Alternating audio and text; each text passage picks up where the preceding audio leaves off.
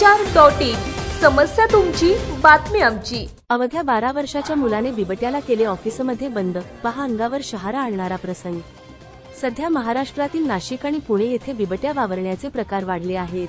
अशातच काल कात्रज येथे पिंजऱ्यातून पळून गेलेला बिबट्या 48 तासाने जेरबंद झाला। तोवर सर्वत्र भीतीचे वातावरण पसरले होते।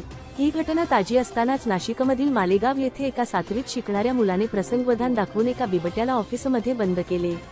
त्यामुळे मोठा प्रसंग तर टळलाच, पण त्याच्या धाडसीपणाचे करावे तितके कौतुक कमी आहेत। मालेगाव येथील नामपूर गावात साई सेलिब्रेशन लॉन्स आहे। या लॉन्समध्ये मोहित अहिरे या 7वीत शिकणाऱ्या 12 वर्षीय मुलाचे वडील वॉचमॅन आहेत। रोज सकाळी 7 वाजता ते लॉन्सचे ऑफिस उघडतात। मोहित नेहमीप्रमाणे आपल्या वडिलांसोबत येथे आला। येत असताना रस्त्यात त्याला 2 माणसे पळताना दिसली। त्याने त्या लोकांकडे दुर्लक्ष केले।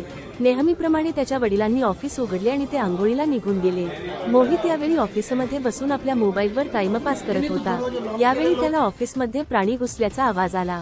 त्याला आधी तो कुत्रा असेल असे वाटले।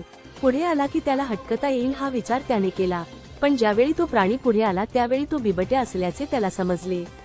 त्याने प्रसंगवधान राखून कोणताही आवाज न करता दबक्या पावलाने बाहेर जाऊन ऑफिसचे दार लावून घेतले आणि आधी वडिलांकडे धाव घेतली।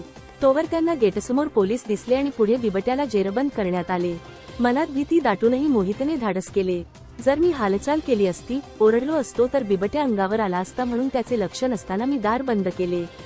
अशा प्रसंगी मोठी माणसेही गडबडून जातात। अशा वेळी मात्र मोहितने संयमाने, निर्भीडपणे प्रसंगाला तोंड दिले, अन्यथा त्याच्या अथवा इतर कोणाच्याही जीवावर बेतले असते।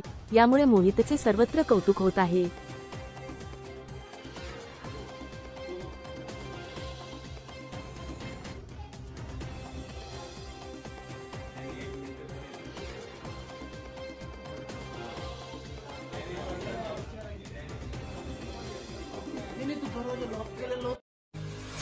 आपल्या परिसरातील महत्त्वाच्या बातम्या पाहण्यासाठी आमच्या सत्यविचार.in न्यूज चॅनलला YouTube वर सबस्क्राइब करा आणि बेल आयकॉन प्रेस करा।